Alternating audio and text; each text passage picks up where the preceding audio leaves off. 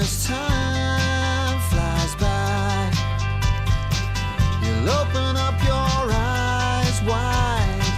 You feel it's gonna go your way. Hey, hey, it's a brand new day. Hey, hey, hey. Welcome back to Marbella Now. My name is Nicole King and it's Friday. And what better way to celebrate the end of the week than welcoming back Masha Malka to the program. She's an author, international speaker, coach, and just a very nice person, and one that always make me feel so calm and relaxed. I'm going to really slow down now. Hello, Masha. Hey, Nicole, how are you? So nice to be here with you. So nice to see you, and congratulations. I should really be saying, Professor Malka, welcome back to the program, because you have recently started giving lessons, courses at the Marbella International University Centre. So a big congratulations. Thank you very much. It's wonderful to be back. I was actually one of the first teachers there, the first year they opened, which will be 7 years in September, and now I'm back and I'm just loving every moment of it. It's really good. So how were your first classes? What are the students like? How open are they to your philosophy? Because you're very business orientated, but very much so in doing it in a mindful and peaceful way. I mean, you've just got this aura of peace around you. And you know, it's a good question. My first impression of I call them the kids. I mean, they're not kids, they're like in their early 20s. I'm very impressed, you know, with the young generation that is growing. They're quite switched on, they're quite aware of the things I'm talking about, and it's not an easy topic, mindfulness and everything that goes with it, and they know quite a lot. Let's say, I'll give you an example. I teach the topic of purpose a lot, and most of my audience usually are older people our age. And when I brought that topic up, and I said to them, well, if I ask you what is your purpose, most likely you will not be able to tell me, because most people, if you put them on the spot and say, like, what is your purpose, you know, it's just a little bit difficult to articulate. And then I said, you know what, just give it a try. And they said, well, I believe my purpose is to be happy with who I am and to live a fulfilling life. Perfect answer. Yeah, and all this, they started giving these answers, and I thought to myself, wow, you know, I was so impressed. I was like, good job. undoubtedly, I think purpose is the crux of all evils and can be the secret to all success, in the sense of knowing why we're here. So many people lose themselves. What's the point? As I understand it, some of the smartest children, top of their class, are also ones who have been tending for suicide, because it's, I'm smart enough to know the system we're living in doesn't work. What is the point? Finding that sense of purpose equally then for an older person. Oh, absolutely. Lost a partner, not working anymore, retired. What is the point of getting up? Having a purpose is basically the most important thing that we can perhaps identify, no?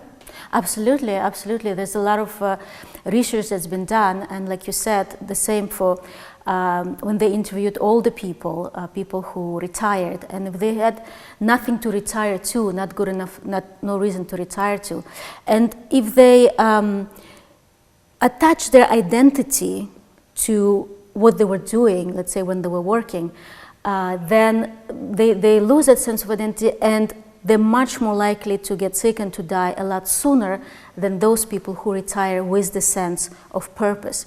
And the same for younger people. They interviewed a group of students that tried to commit suicide and were not successful, and they asked them, why did you want to end your life? And I believe it was about 85% of them who said, because life had no meaning to them. And what's even more interesting is that over 90% of those young kids that wanted to kill themselves because they felt life had no meaning, they were very good. They were doing very good in school. They had good grades. They had good families. They had friends. So all the common things that you would think, oh well, you know, they had no one to talk to. No, they did. The main reason is they had no purpose. So the topic of purpose, I'm very passionate about it, and I try to, every time I do any kind of training, I touch on that topic, because I think without that clarity, that foundation of why we do what we do, why we get up in the morning, what motivates us, everything else kind of fades away. So that's why we talk about that. You said before, you mentioned that people if they relate themselves to their work, can be a problem. However, I would have to say I think 90% of people see themselves as the job they're in, whether it's for the status. I'm a lawyer, I'm a doctor, I have a Rolls Royce, I have a Ferrari, in the sense we put a lot of importance of our identity on stuff and circumstance. Yes, because you meet somebody after you ask the name and maybe where you're from, especially if you're in Marbella, because most people are from somewhere. The next question is, what do you do? It's a sense of identity. It's how not only we identify who we are, it's how other people relate to us as well.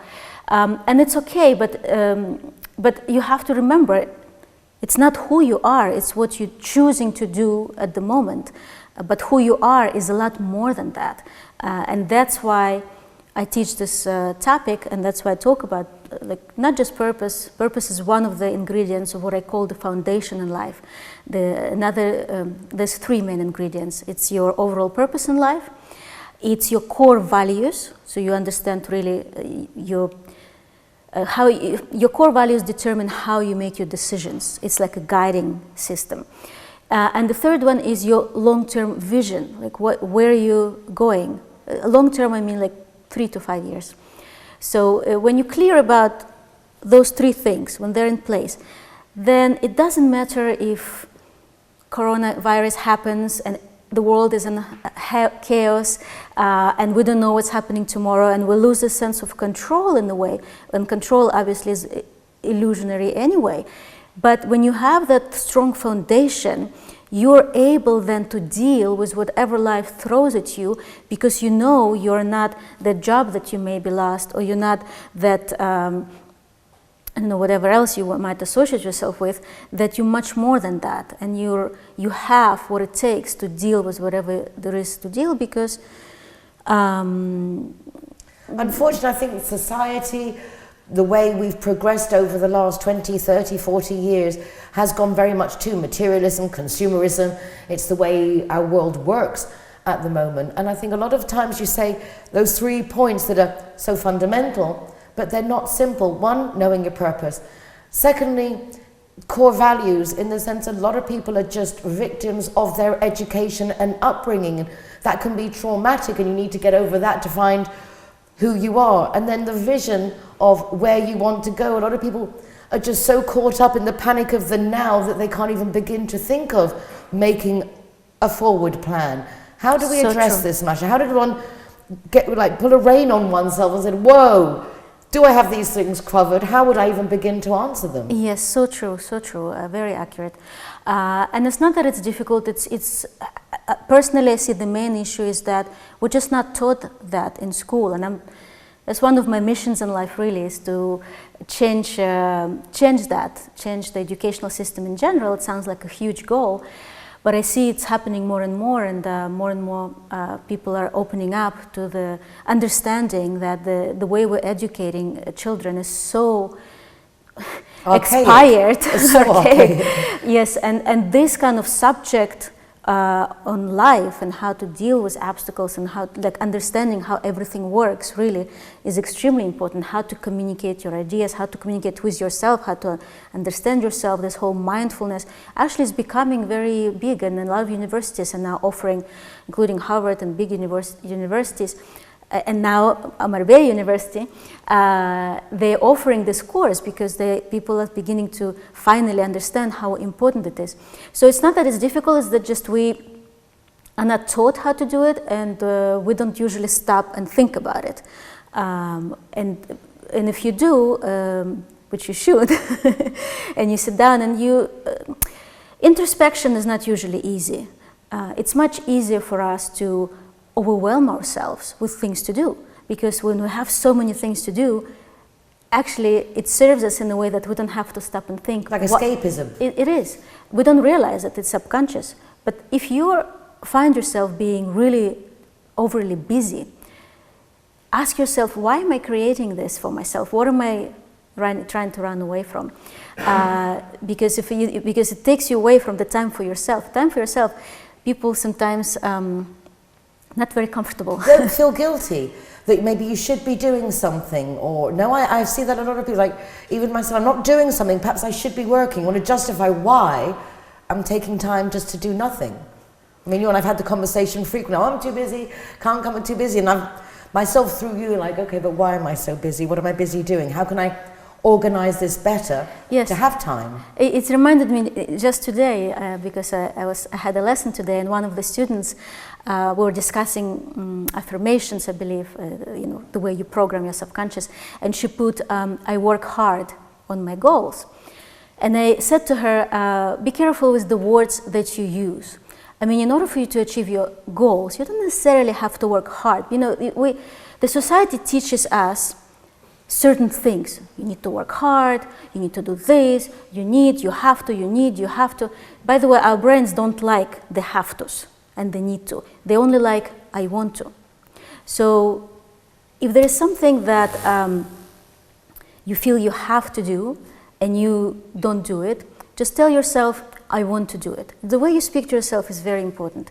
So going back to hard work, you don't necessarily need to work hard to achieve your goals and to live a very good lifestyle. You need to be passionate, if I may use myself as an example, I don't work hard. I did when I became a refugee first, and I had to work 3 jobs and study and this, but then I didn't have the awareness of how life works as I do now. Now I understand that for me to have the lifestyle and to enjoy my life, actually I need to do the opposite. It's not about working hard, it's about working smart. It's about understanding how this universe works. There's laws, just like the law of gravity, there are laws of attracting to your life the kind of life that you want, and becoming the kind of person that then resonates at the frequency, and I hope people understand what I'm saying. You understand, yes? At the frequency energetically that creates this kind of reality. So it's just an example, yes? How you perceive things is exactly what you get. Companies like Google have been really breaking ground in this respect when they started making like their offices playgrounds, so that there's always something to do. They don't mind, they want them to feel happy. I have also chats with you. Now that I'm working not as hard, I achieve far more. Absolutely. But it's a hard thing to get your head around, like the same when I was windsurfing, and when you feel you're going to fall over, you need to lean further back to grab the wind. It's like illogical. If you're falling over, you want to stand up, but no, it's the same thing. It's like you can actually get more done if you're just having fun and feeling good, because then when you get to the things you want to do, not need to do, you just have a better energy. Yes, definitely. And also, it is different for men and women. Men, for example, they thrive on responsibility. It gives them energy. It makes them stronger. It makes them, feel like a man. Because feel like a man means I'm needed. I'm taking care of this. It gives them this motivation to go, to get up, to achieve, to do things. Women are not like that. And when we talk about equality, you have to be very careful.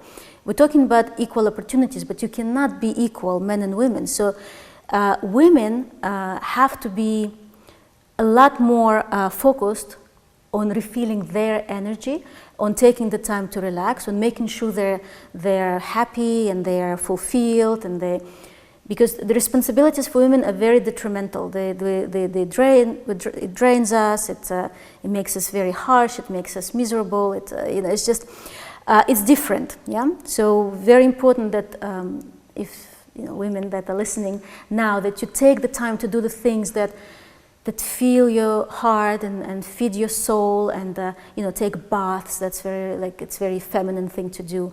Maybe go into nature, listen to music, meet with your girlfriends. Find the time. I know if you put yourself in a life situation where, yeah, maybe you have young children, now they have to stay at home, now you need to make sure they do their homework. It's crazy, you know, people really get depressed. And you know, one thing I'm really grateful for, that my kids are older, and I feel for those families that have to have kids at home, and now it's not an easy situation. But even in those times, I raised 3 children, and so I'm not just saying it as a theory, I'm telling you from experience. I always made time, one way or another, I made time for myself to get a massage. I found the money. It's like you have to pay rent, you have to pay electricity, you have to pay for your massage. It's not an extra thing that makes you, you know, that, oh, maybe when I have enough money. No, taking care of yourself is a priority. It's something Another that you gotta... big point, particularly as a mother, when we've got children and things going on, it's very easy to put oneself in the background. Yes. When they grow up, when we have more money, when there is no when, it has to be now. Especially if you operate from a victim mentality, and then you go, oh, I'm so tired, and I have this, and I don't have money, and I don't have time. But the reason why you're in this situation is because you are not loving yourself enough to give yourself what you need. So why would you expect, if I may say, the universe or whatever you believe in, to give it to you? You need to give it to yourself first. This is the only way to take properly care of children, your husband, is to take care of yourself first, because you cannot give something you don't have. If you don't love yourself, how are you going to give that love to others, or enough? If you don't take care enough of yourself, you know, make yourself a priority. It's a huge thing for people, because we're raised to believe. Especially girls, here again I'm going back to women, is that we're raised to be nice and to be caring and to be nurturing, which is all very great, but do it for yourself first. Be nurturing and caring for yourself first, because it's the only way you can give it to others. My mom taught me that when I was young, and she used an example of during the Stalingrad blockade in World War II, now St. Petersburg. Obviously, they were in starvation mode, and there was a family, apparently it's a true story, when they would get the ration to eat, which was very little, and the mother had 3 or 4 children, she would lock them in a room because they were very hungry and they would attack the food. She'd lock them in a room. She would eat a little bit first, because she said she understood that if she dies, everybody dies. So she would eat a little bit and then she would share it with the kids, and that's the right thing to do. Yeah. No, but it really is, and I think these things, since I was a little girl to now, things have changed so much, and I think it was a great point for you to say, although we can aspire as women to the same rights and the same opportunities, it is a mistake to say that we are the same as men, because we're not. Our capabilities, our mentality, our needs are completely different, and yes. I think we got lost a bit in women's lib and women's rights of wearing suits and being the man. We don't need to be a man to get into the man's working world. We need to carry on and embrace our femininity more than we've been. No, I don't mean so much in like the false beauty and the eyelashes in that respect, but just as human beings. Not only we don't need to, it doesn't serve us. If you're trying to be in the world of men as a man, you'll never win. Because if you go head to head with men win, because they just have that kind of power to, they're much more capable in terms of their energy, you know, to win the arguments in the man-to-man thing. Women's energy, in my opinion, is a lot more powerful if they know how to use it, but in a feminine way. You're much more likely to get what you want and what you need if you're feminine about it, if you're soft, if you kind of flow, if you go around, and if you find the right way to say it, the right way to not go head to head with men. A lot of that has to do with, again, going back to what you said before, being comfortable in one's own persona. Because if you feel comfortable, like your student said, oh, his purpose or her purpose was to feel comfortable with himself, love himself, and be happy and just go forth and multiply, basically. If we embrace that mentality, the rest just falls into place. I think a lot of us find it very difficult to be true to oneself, maybe trying to please others, scared of stepping on someone else's toes. I think a lot of us tend to play games as opposed to just being our authentic selves. I actually think everybody plays game or puts a mask on, like a certain persona on, when depending on which situation they're in. This is just human nature to do. The important thing is to remember to remove those masks sometimes and to really understand who you are. The reason why we're not comfortable with who they are, because very often we don't really understand who we are and our true desires. We're too sucked into what others expect of us, and we forget about what we really want. And then of course we get depressed and unhappy, and and start blaming, and it's just not a nice place to be in. So yes, if you're recognizing those things, it's good to step aside and just clarify and say, okay, what do I really want? And how can I take care of those needs, and how can I take care of myself step by step? Don't just suddenly say, okay, I'm just going to go away for a week and just leave everything.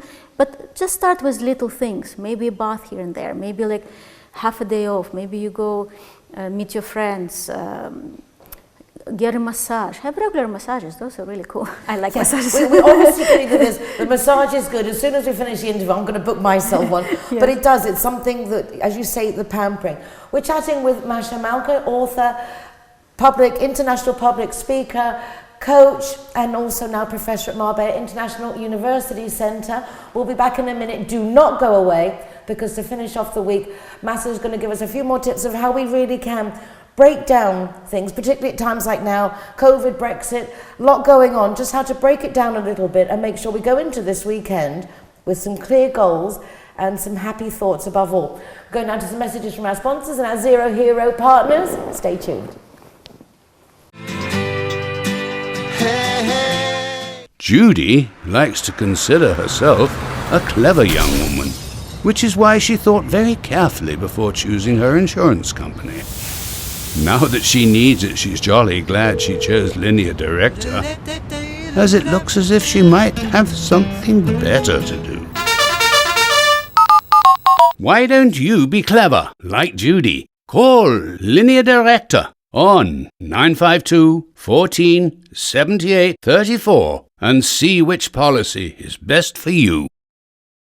When I'm the designated driver, I think it's only fair that I get to choose a Zero Hero venue that rewards me with free soft drinks.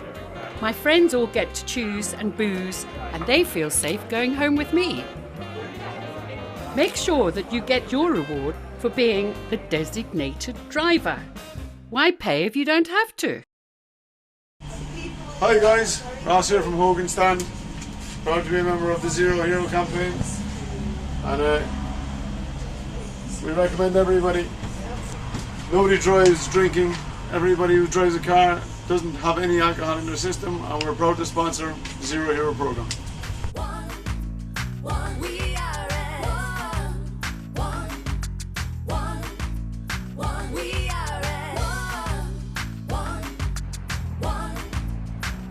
Our welcome Zero Heroes. How many visitors? G-Wine is happy to be Zero Hero partner. How cool is that? G-Wine. Thank you. That's Glad okay. I'm proud to present Zero the Hero. Never drink and drive. Yes, I mean, do you think that McNulty's is proud to be a Zero Hero partner? Out of bounds, Zero Hero partners. Here we are, sticker going on. Delighted to welcome everybody and to be part of the Zero Hero campaign. Delighted. Zero Hero, welcome here. Ha llegado de Lanús.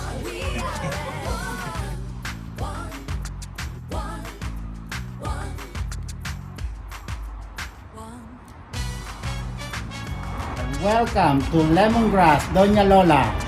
Thank you very much.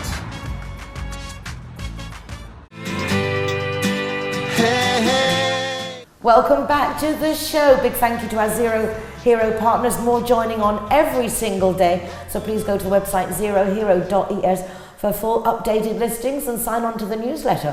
Why not? Joining me is the lovely Masha Malka, international speaker, author, life coach and professor now at the Marbella International University Centre. To finish off the program, Masha, people are stressed. In fact, I was mentioning before that, I keep seeming to be clenching my jaws and I've got nothing going on, everything's good. But there's this like overriding fear of stress, uncertainty, no one knows what's really happening. As you are so perceptive, perhaps a few words to finish off the program, just how we can approach this, embrace it. Absolutely, absolutely. Yes, the uncertainty is a big thing these days, and feeling that we're not in control of what's going to happen, how it's going to happen, everything is changing constantly, and it's a very stressful place to be, because when we don't feel in control, when we don't have the sense of certainty, the fear is that we don't know how to handle. What if something happens? We don't know what's going to happen, how we're going to handle it. It's happening on an unconscious level. So I can tell you, well, first of all, control obviously is an illusion, but because it's on the unconscious level, we still feel the stress. So what I would recommend, something practical, if you feel like things are just getting too much, just get a moment. And you know how they say, get in the moment? It's true, it really helps, because it separates you from this perceived reality that's kind of sucking us in, and then we don't know how to deal with it. You need to kind of get out of that state. And the way to get out of that state is to get in the moment. And the way to get in the moment is to focus on your 5 senses. You just focus on all the physical senses. So you just close your eyes, you sit or you lay down, you close your eyes, and you start feeling the air going through your nose and feeling your lungs coming out. You start like noticing, how does your hand feel? What are the sounds? How does your back feel? Are you feeling any tingling? Like just you really focus on the sensations of your body. And that will stop your mind from all this relentless thinking, because it is the thinking that creates the emotion, and it is the emotion that creates the experience. So if you can stop that thinking just for a moment, and you just say to yourself, you know what? 5 minutes from now, it'll still be there, it's fine, I can take a break. But even these little breaks, they will already help you separate yourself from what is happening, so that you can observe and say, actually, it's okay, it's not so bad. I'm sure that, difficult situation in your life has happened before. You handle them, you will handle whatever will happen, because nothing will happen in your life that you cannot handle. It's just one of those laws. It's a fact. If it's happening to you, it's because you have the strength, the capacity, the knowledge, the tools to handle it, and it will end. Just like, everything in life. The good ends, the bad ends. Always, always. This is how life works. So just don't get sucked into it too much. Just ride the wave, and you will come out of it, and you will be stronger and better afterwards. Taking control of our thoughts is important, as you say, but what you just said now, the emotion, that is the controlling factor. And it's funny, because I was very careful with words and these studies of the water molecules and knowing how much our words influence everything. But I think I've progressed in that sense of now realizing it's not so much what I say and even getting that positive thoughts, it's the feeling. When you can get that joy in the feeling, the positive in the feeling, then everything seems to flow. You seem to like catch into another frequency that kind of helps everything move. So it's getting that right feeling going on. Everything is about the feeling. But remember, the feelings are triggered by the thoughts, except that the thoughts are not always conscious. That's the problem. But it's just, it flows. Those thoughts, they don't really belong to you. You think you generate them, but you're not. You kind of connect to certain thoughts, and they tend to drag you out. The main point I'm trying to share with you, that I hope people will take away today, is that you can separate yourself, who you really are, from your thoughts, from your emotions, from what is happening to you. You step aside, because you are like this perfect energy, your higher self, whatever, and you just observe. This is very important. When you can observe, you know what to do with it. You know how to handle, you know how to stay focused, you know how to stay grounded. By the way, grounding really helps, when you just imagine that you connected to the ground, just from your spine, you just connected, that just helps you, get out of the situation, and then because we all know inside of us what to do and how to do it. We just get sucked in quite often. Get out of it, focus on your sensations, observe, you know what to do. And book a massage. It definitely book a massage.